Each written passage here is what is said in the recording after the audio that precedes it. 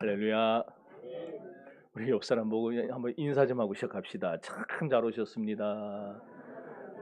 어쩜 그렇게 은혜를 잘 받게 생기셨습니까? 조금만 길면은 따라하질 못해 이렇게. 어쩜 그렇게 은혜를 잘 받게 생기셨습니까? 예. 다 뭐 매번 보는 분들이지만 여러분 지난주 내용 한번 복습해 봅시다. 우리 시편이 모두 몇 편이라 그랬어요? 150편. 그 중심 사상이 그런데 어떻다 그랬습니까? 다 하나다, 똑같다 그랬죠. 그럼 시편의 중심 사상, 중심이 뭐예요? 하나님 중심으로 살아야 된다. 그거예요. 이걸 기본으로 삼고 시편을 7가지의 방향을 가지고 분류를 했죠. 그래서 7가지의 방향을 가지고 분류를 했더니 첫 번째가 감사 정신을 가지고 분류한 시편들이 나오고, 두 번째는 기도 정신 가지고 분류한 게 나오고, 세 번째는 찬양 정신, 네 번째는 회개 정신, 다섯 번째는 메시아 대망 사상, 여섯 번째는 우리 삶에 주는 교훈들, 그리고 마지막 7번째는 축복과 저주에 대한 내용들. 이렇게 해서 이런 관점으로 7개로 시편을 쭉 분류를 해 놓은 거예요. 그리고 오늘 우리가 은혜 받고 있는 이 시편 38편은 그 중에서 이 회개 정신에 입각해서 분류된 시입니다. 여러분 진정한 행복이 뭐라고 했습니까? 진정한 행복 한 주밖에 안 됐는데, 예? 진정한 행복이 뭐라 그랬어요? 뭐 하지 말고 똑바로 얘기해 보세요. 뭐예요? 그거라 그랬어요. 예. 자기 죄를 깨닫는 게 진짜 행복이라고 그랬잖아요. 자기 죄를 깨닫는 거. 예. 왜 그렇습니까? 그러면은 왜 우리가 죄를 깨닫는 게 행복의 시작이에요? 그렇죠. 죄를 놀랬어요? 죄를 깨달아야 회개가 터져나오고, 그리고 하나님과의 막혔던, 죄로 인해 막혔던 관계가, 이 담이, 벽이 무너지고 그 모든 관계가 회복이 되니까. 그러니까 우리가 내 죄를 깨닫는 게 이 모든 것이 다 쭈르륵 연결이 되어 있는 거예요. 그러니까 결국 어디까지 연결돼요? 내가 하나님 앞에서 바로 서고 하나님의 축복을 받고 하나님의 사람으로 이 세상을 능력 있게 살아갈 수 있고, 이 모든 것이 다 결국 내 죄를 깨닫는 거에 달려 있는 거예요. 그래서 죄를 깨닫는 게 우리 진정한 행복이라는 말씀이에요. 여러분, 그러면서 우리 그리스도인들이 착각하는 것 중에 하나가 믿음이 약한 사람들, 또는 교회 나온 지 얼마 안 되는 사람들만 뭐 무슨 죄를 짓는 것 같이. 정말 그렇습니까? 아니에요. 예, 믿음이 약하면 약한 대로 죄 짓고요. 믿음이 좋으면 좋은 대로 죄 져요. 근데 더 무섭고 더 나쁜 결과를 갖고 오는 게 어떤 경우예요? 믿음 좋은 사람이 죄 짓는 거. 왜냐하면 알거든요. 어떻게 하면 빠져나갈 수 있는지를 알아요. 예. 그래가지고 더 교묘하게 죄를 져요. 믿음 좋다는 사람들이. 그래서 보면은 막 평신도들이 무슨 사고 쳐가지고 TV 나오는 경우 별로 없잖아요. 대부분 다 목회자 아니면은 장로급들이에요. 다. 믿음이 좋은 사람들이 사고 치는 거예요. 믿음이 좋은 사람들이. 그래서 저를 위해 기도 많이 하셔야 되고, 그랬죠. 예, 제가 뭐 계속 얘기하는 거예요. 저희의 기도해달라는 얘기는.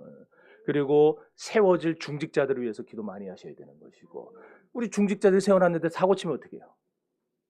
기도 많이 하셔야 돼요. 자, 그래서 또 하나 우리가 조심해야 될 게, 그럼 믿음이 약해서 죄진 사람들, 이렇게 실수하고 실패한 사람들을 보면서 우리가 정죄하면 되겠어요? 아이고 꽃이다, 그거 잘 됐다 그러면 돼요? 안 돼요. 왜냐하면은 고로는 내가 더 심한 죄를 질 수 있기 때문에. 이해되시죠? 자, 그래서 우리는 그저 어떻게 해야 되느냐? 하나님, 내 영을 날마다 새롭게 해주시고 내 안에 그리스도의 성령을 부어주셔서 항상 새 사람답게 살아가게 해달라고, 그렇게 기도하시기 바랍니다. 그렇게 하면은요, 내 안에 있는 이 믿음이 성령이 도우셔서 역사해요. 막 여기서 막 쿡치고 올라와요. 그래가지고 내가 어디로 가야 할지 그 믿음이 나의 가는 길의 방향성을 보여줍니다. 내가 어떻게 살아야 할지, 내가 무엇을 해야 할지, 이 모든 것들을 다 결국 믿음이 결정해줘요. 아닌 것 같죠? 해보세요. 해보세요. 예. 여러분이 정말 믿음 안에서 살겠다고 결단하고 다짐하고 살아나가면은 여러분이 갈 바를 모르고 헤맬 때에, 뭘 어떻게 해야 될지 모르고 그냥 정신 못 차릴 때에 내 안에 있는 성령이 나를 툭툭툭툭 건드려요. 그러면서 나를 정신 차리게 하고 깨어나게 하고 어디로 가야 될지 그 길을 보여주시는 겁니다. 우리 청년들이나 우리 여기 있는 모든 분들이 다 그런 체험들을 할 수 있게 되기를 바랍니다. 자, 그렇다면 지난주에 이어서 범죄한 다윗에게 뭐가 찾아왔느냐, 이제 이걸 볼 거예요. 이게 중요하니까 빠지지 말라 그랬는데 빠진 사람들이 있어요. 그래서 내가 마음이 좀 아프지만. 자, 1절 읽어봅시다. 1절 시작.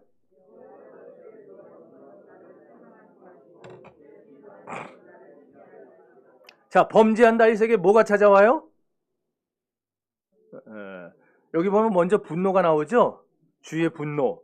그러니까 하나님이 화를 내서 내가 징계당하지 않게 해달라는 거예요, 지금. 그러니까 하나님 앞에 범죄하면 뭐가 찾아온다는 거예요?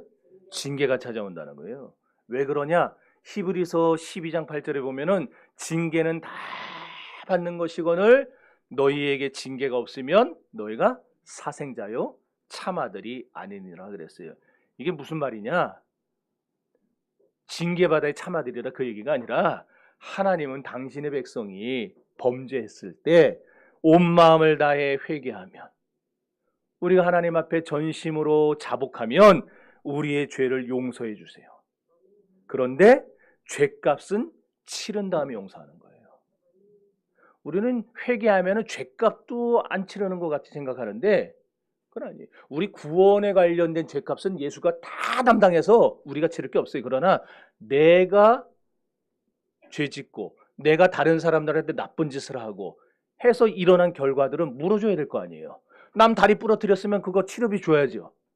안 주면 돼요? 하나님이 용서하셨으니까 배째라 그러면 돼요? 안 되죠. 남의 물건에 상처를 입혔으면 그 물건 갚아줘야 되는 거예요. 예, 그러잖아요. 이게 세상법이잖아요. 세상법도 똑같아요. 하나님도 우리가 회개하면 우리의 죄를 용서하세요. 용서하나, 그러나 우리의 그 죄값의 결과는 우리에게 받아내세요. 예. 그러면은 하나님께서 다윗을 어떻게 징계하시고 어떻게 그 값을 받아내셨느냐? 두 가지입니다. 첫째는 견딜 수 없는 질병을 가지고 징계를 하셨어요. 자, 3절 읽어봅시다. 시작.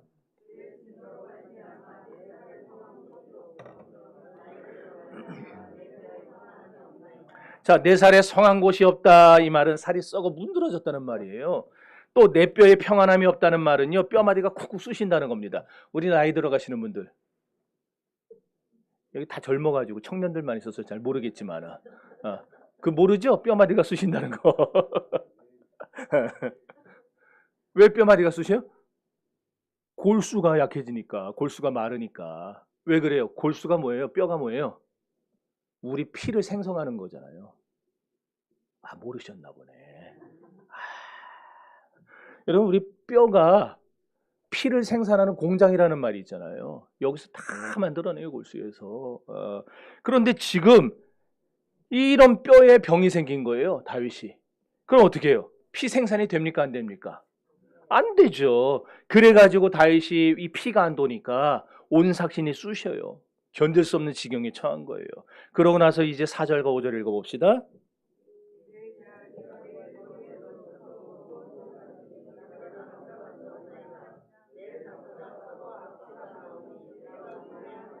자, 뼈만 쑤시는 게 아니라 이제 온몸에 상처가 났는데 아마 악창 같은 걸 말하는 것 같아요. 그러니까 막 살이 썩어 들어가니까 악취가 나요, 냄새 나요, 그러잖아요. 우리도 막 욕창 나면 냄새 나잖아요. 그러니까 막 곁에 사람들이 오질 않는 거예요, 냄새 난다고. 그뿐이 아니에요. 6절과 7절 시작.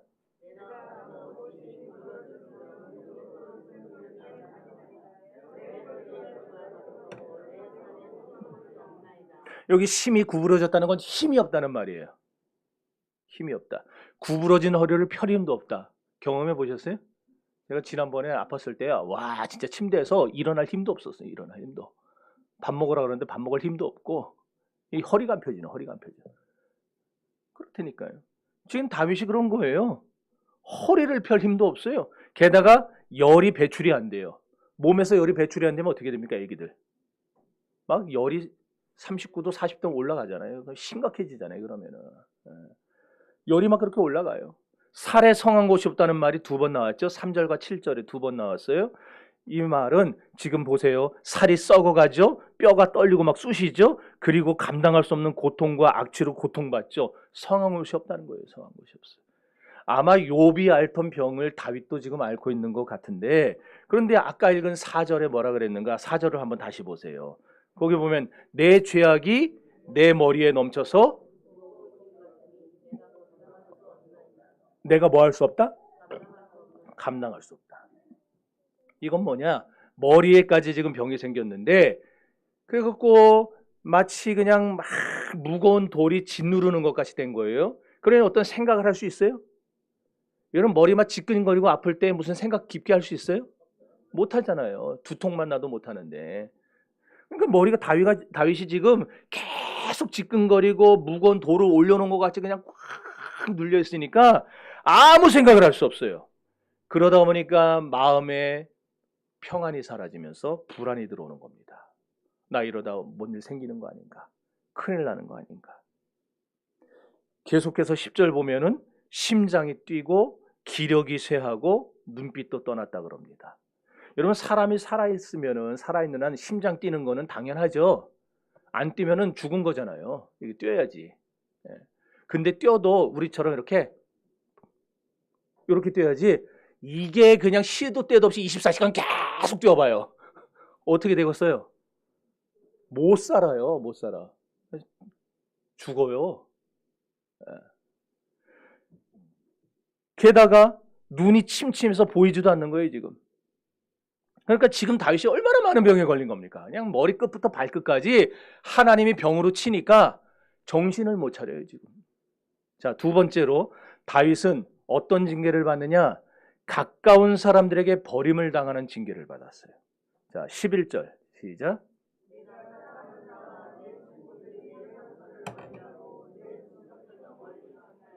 다윗이 병만 앓았던 게 아니라는 말이에요. 여기 내가 사랑하는 자가 누구냐? 다윗의 아내들을 말해요. 그런데 그 아내들이 뭐 여러 가지 이유가 있겠지만 그 다윗이 자꾸 바람피는 것도 원인이 됐을 것 같아요. 자꾸 이어져 바람피니까 아내들의 마음이 확 돌아섰어요. 그러지 않겠어요? 죽을 때까지 너만 사랑할게 해서 결혼했는데 이게 그냥 맨날. 그래서 다윗이 지금 아파 죽어가는데도 아내들이 콧방귀도 안 끼는 거예요. 면회도 안 와요. 암만 그래도 미워도 한 번이라도 면회는 와야 될 텐데 면회 한 번 안 와요. 욥은 그래도 어땠습니까? 친구들이라도 찾아왔죠. 멀리서. 찾아와서 별 이상한 소리들에서 속을 뒤집어 놓긴 했지만 그래도 친구들이라도 왔죠. 다윗은요, 친구도 안 오죠. 가족도 안 오죠. 친척도 안 오죠. 아내들도 안 오죠. 아무도 안 오는 거예요. 한마디로 모두에게 어떻게 된 겁니까? 버림받은 겁니다. 버림받았어요. 여러분 그토록 이스라엘 모든 백성들에게 존경을 받던 다윗이, 그렇게 백성들의 존경받고 사랑을 받던 다윗이었는데 이제는 모두에게 버림을 받아서 잊혀진 사람이 된 겁니다.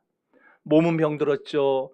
마음은 짓눌리죠. 그리고 주변 사람들은 다윗을 적대해서 돌아서죠. 그리고 사랑하는 아내들도 자기를 찾아오지를 않죠. 그것뿐만이 아니에요. 12절 시작.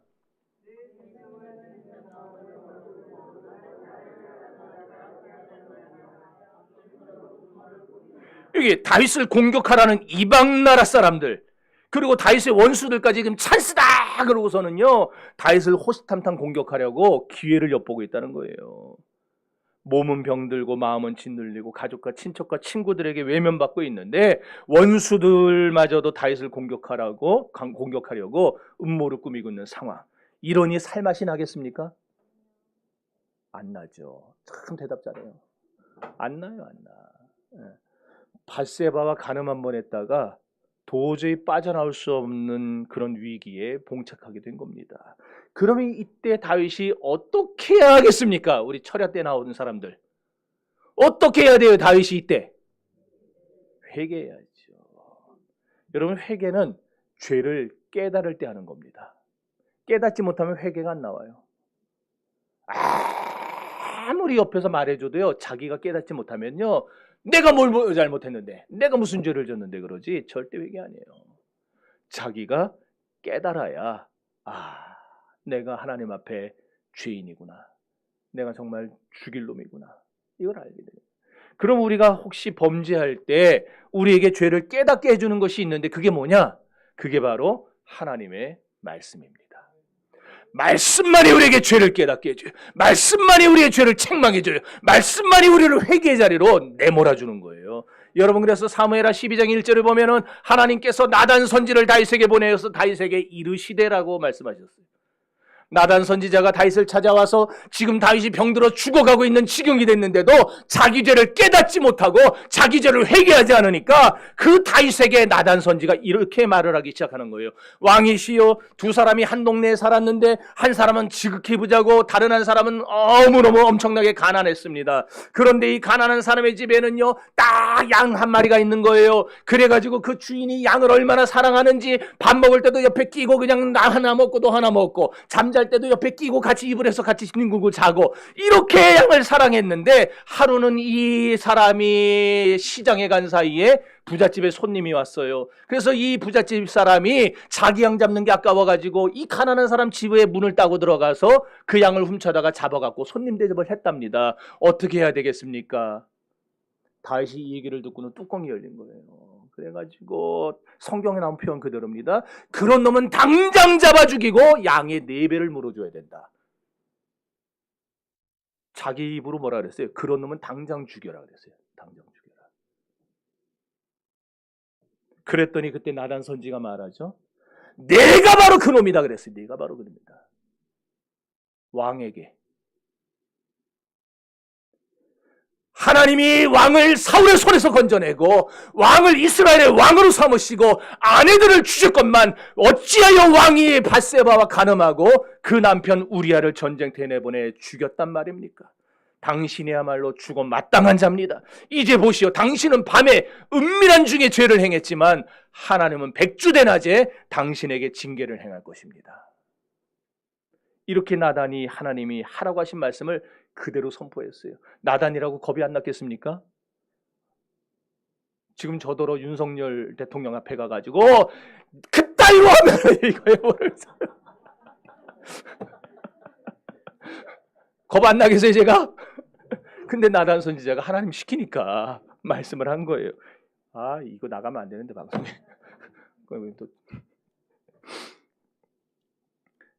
그랬더니 다윗이 사무엘하 12장 13절에서 뭐라고 해요? 자, 이게 안 나오죠 지금? 사무엘하 12장 13절 찾아보세요. 중요하니까.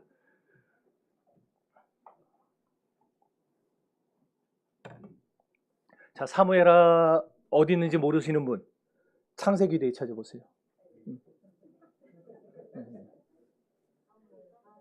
자, 사무엘하 12장 13절.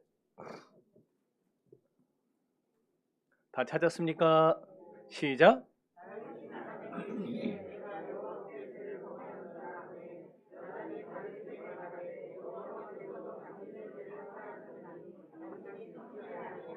아멘. 나단의 책망을 들을 때 다윗이 어떻게 했어요? 그 자리에 꼬꾸라져서 하나님 앞에 회개했어요. 여러분, 이게 말씀의 능력이요 말씀의 힘입니다. 여러분, 이제 우리가 8월 6일 되면 수양회를 떠나요. 왜 수양회를 해요? 앞으로 우리 교인들이 좀 더 늘면 부흥회도 할 거예요. 그럼 왜 우리가 부흥회하고 수양회하고 이런 걸 합니까? 그냥 안 한 지 오래됐으니까 한번 하자 이게 아니에요. 제가 수양회를 하는 목적은. 이런 걸 안 하면요. 우리가 하던 습관대로 신앙생활을 하게 될 확률이 높아요. 하던 습관대로. 그래서 예전에는 안 했는데 이거 왜 하나요?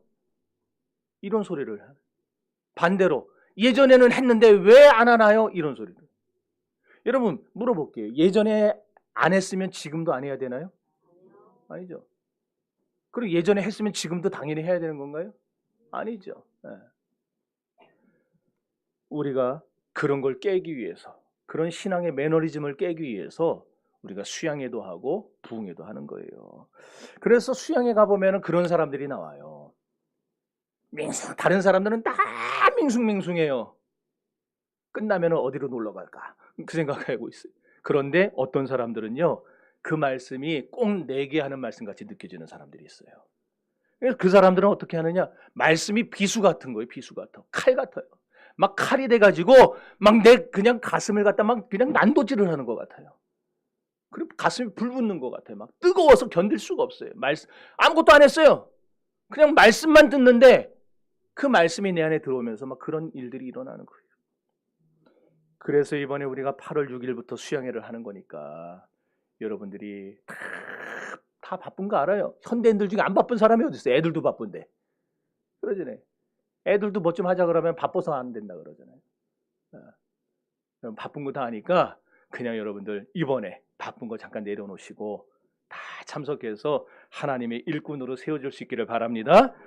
자, 나단 선지자가 이렇게 부흥회를 하는 것처럼 다윗의 면전에서 하나님을 선포하니까 다윗이 꼬꾸라졌어요. 그리고 울고불고 회개하게 된 거예요.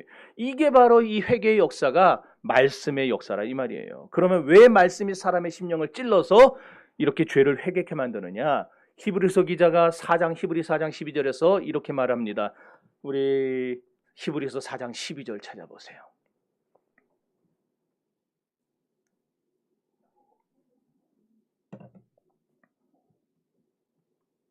제가 할 수도 있는데 너무너무 중요해요.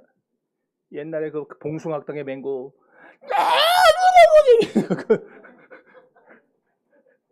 너무너무 중요한 말씀이라 읽게 하는 거예요.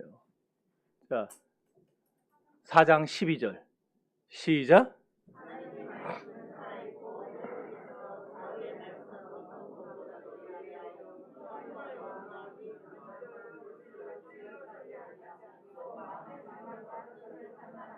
아멘.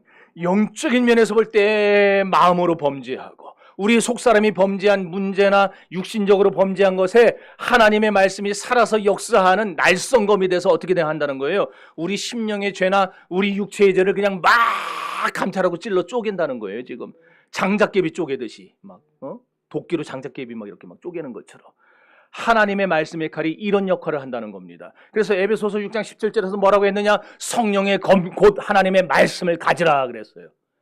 하나님의 말씀이 뭐라는 거예요? 성령의 검이라는 거예요. 성령의 검. 여러분, 하나님의 말씀은 성령의 검이에요. 의사 선생님의 손에 칼이 들려 있으면 그 칼 가지고 뭐 합니까? 메스 탁 해갖고 쫙 가르고 종양 제거하고 나쁜 거 다 갈라내고 그리고 다시 봉합해가지고 살려내잖아요. 성령의 손에 들려진 이 검이 하나님의 말씀이기 때문에 성령은 이 검 가지고 이 말씀 가지고 우리의 상한 심령, 우리의 병든 심령, 우리의 죄악된 심령을 수술하는 거예요. 가르고 쪼개고 뜯어내고 그냥 막 꼬매고 하면서 자기가 감동해서 기록한 성경 아니에요. 그런데 말씀은 성령의 감동으로 기록된 거잖아요. 모든 성경은 하나님의 감동으로 된 것으로 교훈과 책망과 바르게 함과 의로 교육하기에 유익하니 디모데후서 4장 16절 그랬잖아요. 이렇게 성령께서 감동한 그 말씀의 칼, 날카로운 칼을 가지고 우리의 완악한 심령에 들이대서 막 쪼개버리는 거예요. 내 마음의 생각의 뜻을 감찰해버리는 거예요. 그러니까 피조물이 지은 죄가 하나라도 하나님 앞에 드러나지 못할 것이 있어요, 없어요? 없다 그랬잖아요. 우리가 아무리 죄를 꽁꽁 숨겨놔도요, 다 드러납니다. 다 드러나요. 하나님 앞에서 숨기려고 해도 안 돼요. 그건 제가 뼈저리게 경험한 젊은 날에. 그러니까 여러분들은 제가 경험했으니까 미리 알려드리는 거고 저 같은 그런 거 겪지 마시라고. 지은 것이 하나라도 그 앞에 나타나지 않음이 없고 오직 만물이 우리를 상관하신 자의 눈앞에 벌거벗은 것처럼 드러나리라. 히브리서 4장 13절 말씀입니다. 이렇게 하나님의 말씀은 우리의 육신의 심령과 우리의 육신을 다 난도질을 해서 이렇게 덮여있던 걸 다 갈기갈기 열어요. 다 열어요. 열어가지고 이 속에 어디가 문제가 있는지 그걸 다 수술하고 우리의 죄를 끄집어내시는 거예요. 이게 바로 말씀의 능력이라는 겁니다. 그래서 목회자인 저도요, 말씀을 읽다가 감동을 받아요. 말씀을 읽다가 책망을 받아요. 말씀 읽다가 빵 치는 게 있어요, 하나님이. 그럼 내가 깨닫지 못한 죄가 있구나. 하나님 앞에 회개하는 거예요. 그리고 말씀 읽다가 하나님의 음성 속에서 저에게 지시하시는 그런 말씀도 들어요. 이게 다 말씀으로 하나님과 교제하면서 우리가 죄도 회개하고 잘못도 떨쳐버리고 하는 거예요. 이게 목회자만 그러냐? 아니에요. 여러분 모두가 다, 모든 그리스도인들이 다 이렇게 말씀으로 하나님과 교제해야 되는 거예요. 그런데 바쁘다는 핑계로 일주일에 이 성경책이 어디 있는지 코빼기도 보지 못하다가 주일날 딱 되면 성경 어디 있어? 성경 어디 있어? 그래갖고 찾아가고 이래갖고 오고 이러면은요 성령의 검 이런 생활이 계속되면 성령의 검으로 수술받기가 어려워져요. 간도 조금 문제 있을 때 수술을 해야지. 간경화돼 가지고 이제 완전히 다 굳어갖고 열어봤더니 이거 어떻게 할 수가 없어요. 그럼 어떡합니까? 덮어버리잖아요, 다 의사도. 그러니까 여러분들 평소에 하나님의 말씀을 가까이 하시고 그 말씀으로 하나님 앞에 깨달음 받고 책망받고 여러분 회개할 수 있기를 바랍니다. 저는 이번에 우리 백성 프로젝트 하신 분들 8분이 있어요. 8분. 제가 또 들었어요. 또 우리 허집사님이 또 했다 그러는데 왜 미리 연락을 안 하고 얘기했어요? 그래서 우리 허집사님 선물은 제가 다시 따로 준비를 하겠습니다. 근데 요번에 준비하신 분들 안 줘도 되기는 그럼 그 목사님 가지세요 그러지 왜 안 주셔도 돼요 그래요. 자, 이 8분들 9분들 모두 다 존경스럽지만 정말 그 중에 특별히 우리 이일식 집사님, 제가 이 집사님 일부러 칭찬하려고 그런 건 아니고 저분이 얼마나 바쁜지는 여러분 잘 아시죠? 저보다.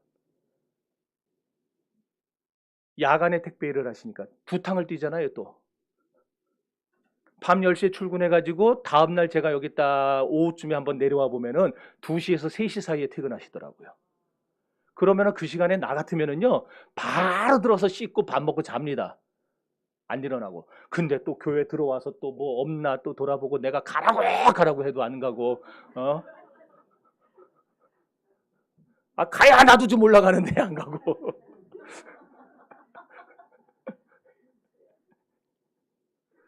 앞으로 가라고 그럴 때 빨랑빨랑 가세요. 고집 부리지 마시고.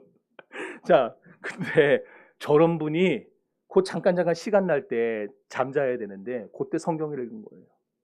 그때 성경 읽고 집에 와서 성경 읽고 그래갖고 성경 일독을 했다고 요번에. 아무튼 저는 저분만이 아니라 요번에 성경 완독하신 분들 다 아멘을 하네요. 존경스럽습니다. 예, 정말 목사보다 나아요. 예. 그럼 또 속으로 그러겠죠. 우리 목사 안 읽었나? 뭘 안 읽어요? 제가 여러분한테 괜히 헛소리 해가지고 성경 5번 읽느라고 아주 그냥 여러분은 100일 동안 한 번 읽었으면 전 5번 읽느라고 죽는 줄 알았어요. 근데 이제 다시는 그런 말 나오려면 내가 딱 입을 꼬매버릴 거였다.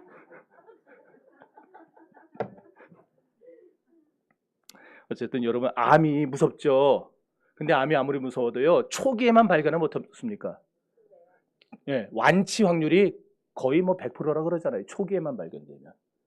그런데 또 2기, 3기라 하더라도요 이게 어디 전이되지만 않았으면 딱 거기만 있고 다른 데 전이만 안 됐으면요 그때도 완치 확률이 높아진다 그래요. 그렇죠? 영락교회 담임하시던 이거 사진 나와요? 한번 사진만 좀 보여줬다가 다시 돌리세요. 영락교회를 담임하시다가 갈보리교회, 분당 갈보리교회를 개척하시고 원로 목사가 되신 분이 저분 아세요? 우리 나이 드신 분들 모르세요? 모르세요? 대단한 분인데. 네. 저분이요 속이 없어요. 속이 없어. 속이 없다는 말이 뭐냐면 식도서부터 위장 요 위까지를 다 잘라냈어요. 그리고 이걸 끌어올려서 식도랑 연결했어요. 네. 충신교회 박종순 목사님. 이분도 충신교회 원로인데 저분도 속이 없어요. 저분은요 위장 전체를 다 잘라냈어요. 그럼 어떻게 먹고 살아요? 소장을 끌어올려가지고 소장을 위장으로 만들었어요. 저분들이 옛날에 왕성교회 부흥회로 오셨었는데 제가 이제 그때 의전을 했어요. 선임이라. 저분들 모시고 이제 호텔 가서 식사 대접들을 하는데 그 비싸고 맛있는 음식들을 놓고 예매큼. 그것도 깨짝깨짝. 그러고 조금 먹고 배부르다 이러시는 거예요. 나는 지금 없어서 못 먹고 있는데. 에? 갖다 먹을까 막. 이 얘기를 왜 하느냐면요. 여러분, 하나님이 가장 기뻐하시는 거는요, 순수한 겁니다. 순결한 거예요. 네. 우리의 생각이 순결하고, 우리의 생활이 순결하고, 우리의 말이 순결하고, 우리의 신앙이 순결하고, 깨끗하고. 하나님이 기뻐하는 거 그거예요. 네. 우리가 뭐 능력행하고, 뭐하고, 다 뭐 산을 옮길 만한 기력이 있고, 이런 걸 기뻐하는 게 아니라, 우리가 하나님 앞에서 우리의 신앙과 말과 생활이 순결하여서 그걸로 하나님께 영광 돌리는 인생. 하나님이 그걸 기뻐하는 거예요. 그럼 어떻게 해야 깨끗해지겠어요? 병든 부분은 잘라내야죠. 그러잖아요. 저분들이 암 걸린 그 부분 잘라내고 끌어올려서 그 다른 기관 가지고 위장 만드는 것처럼 우리들도 우리 속에 더러운 게 있으면 잘라버려야죠. 수술해야죠. 그래서 하나님의 말씀을 뭐라 그러느냐? 하나님의 말씀에 별명이 있어요. 정결한 말씀이라고 그래요. 정결한 말씀. 그러니까 아무리 혼탁한 심령과 생활도요, 내가 아무리 세상에서 개차만 같이 놀더라도 그런 나에게 어느 날 하나님의 말씀이 들어오면요, 그 말씀이 어때요? 살았잖아요. 아까 우리 히브리서 4장 10절 맞잖아요. 하나님의 말씀은 살았잖아요. 운동력이 있잖아요. 이게 좌우에 날쌘 것 같이 예리하잖아요. 그러니까 이게 우리 속에서 막 돌아다니면서 말씀이 역사를 하는 거예요. 그래가지고 우리의 옛 생활을 정리를 해줘요. 우리의 썩은 부분들을 도려내줘요. 우리의 안에서 병든 부분들, 잘못된 생각들, 이것들을 다 잘라내주는 거예요. 그래서 우리가 말씀을 들어야 되는 겁니다. 그래서 여러분들 부흥회 할 때 가장 좋은 부흥회는 어떤 부흥회인 줄 아세요? 가장 좋은 부흥회가 어떤 부흥회일까요? 병 낫는 신유 집회? 아니에요. 말씀을 깨닫게 해주는 부흥회가 가장 좋은 부흥회예요. 그래서 우리 합동 측은 1907년부터 부흥회를 하면 사경회를 했어요. 부흥회라고 안 그랬어요. 어느 날 갑자기 이상하게 돼서 부흥회라고 돼버렸지 사경회라고 그랬어요. 사경회가 뭐냐?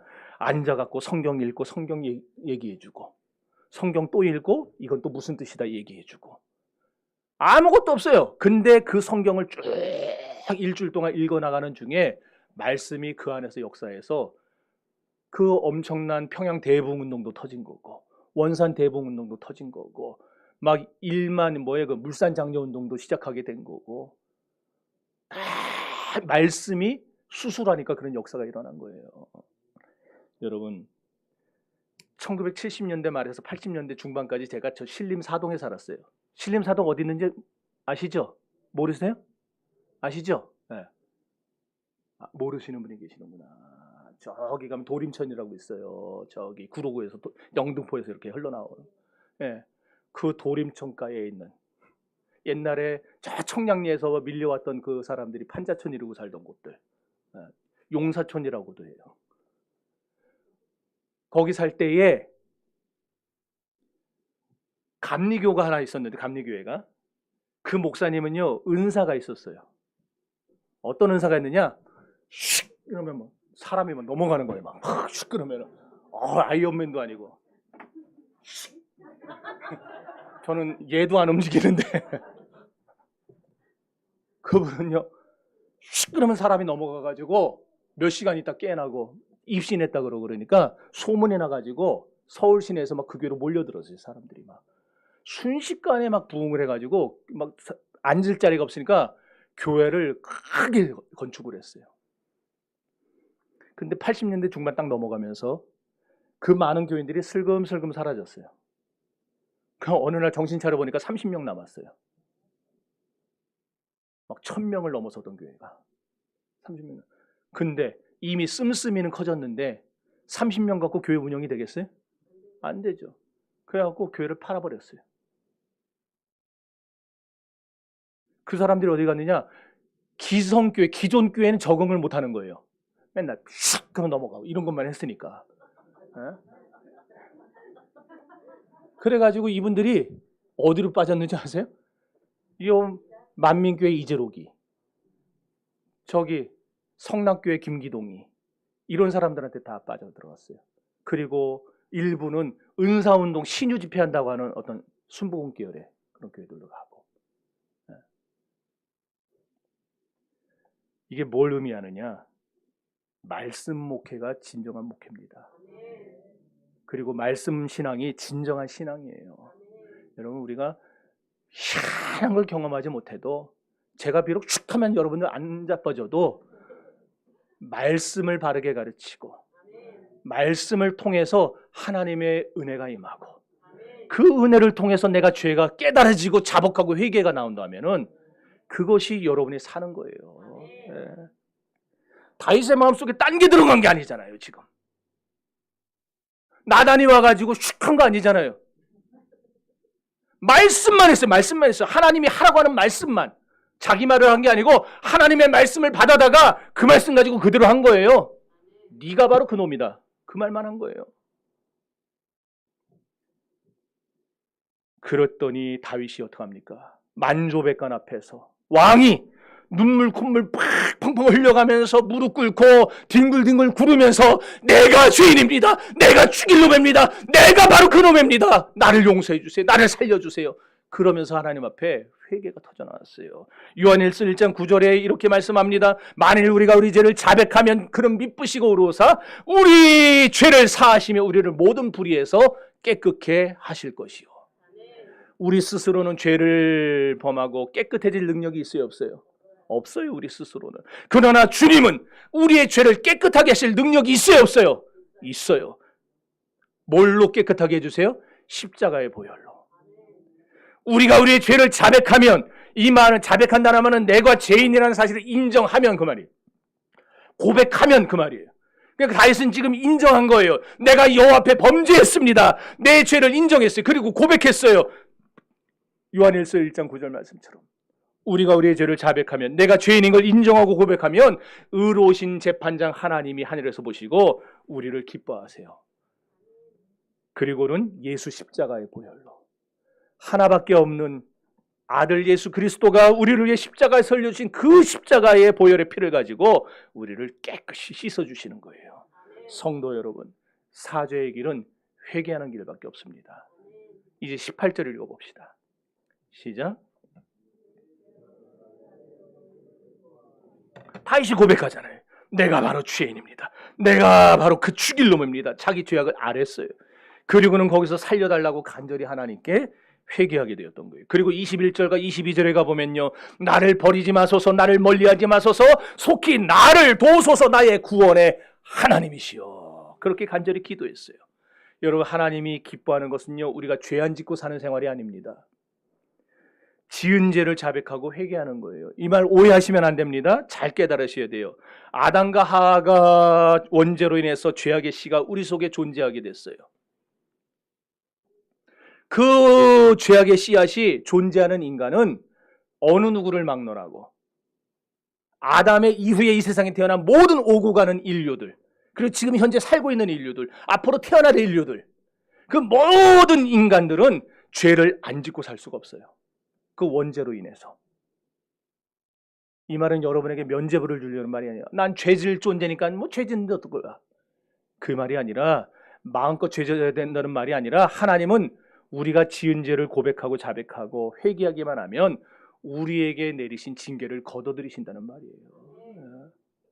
그러므로 우리가 죄를 지어서 하나님께 징계받더라도 우리 죄를 자백하고 하나님 앞에 고백하면 그는 미쁘시고 의로우사 우리를 깨끗게 하시고 우리를 죄에서 건져내시는 분이에요. 그래서 사무엘하 12장 13절에 보면 나단 선지자가 다윗에게 이렇게 선언합니다. 다윗이 울고불고 회개하는 걸 보고 나서 여호와께서 당신의 죄를 사하셨나이다. 당신이 죽지 아니하리이다 그랬어요. 하나님이 사죄의 은총을 주셨다고 선언한 것이죠. 오늘 우리는 우리아의 아내 밧세바와 범죄한 다윗이 그렇게 죽을 병에 걸려 말할 수 없는 고난을 당할 때에 하나님 앞에 자신의 죄를 고백하고 용서받아 재기하는 모습을 살펴봤습니다. 그렇다면 우리도 똑같습니다. 지금 여러분 혹시 어떤 문제를 만났습니까? 여러분들 어떤 어려움에 처했습니까? 물론 모든 문제와 어려움이 다 죄 때문에 온 것은 아니겠지만, 그러나 어떤 경우는 내가 깨닫지 못하는 사이에 내 죄로 말미암아 오는 경우도 있어요. 여러분 하나님 앞에 엎드려서 여러분의 죄가 생각나게 해달라고 기도하세요. 그리고 그 죄를 자백하며 간구하시기 바랍니다. 다윗처럼 하나님 앞에 살려달라고 기도하시기 바라요. 그럼 하나님은 밉보시고 우로사 여러분을 모든 불의에서 깨끗하게 하시고 여러분을 그 죄에서 반드시 건져내실 것입니다. 그리하여 하나님의 사죄 은총을 받아 다시 한번 재기해서 하나님께 영광을 돌리는 정심의 가족들이 되시기를 주님의 이름으로 축원합니다. 이제 우리 다 같이 큰 목소리로 통성기도 하실 때에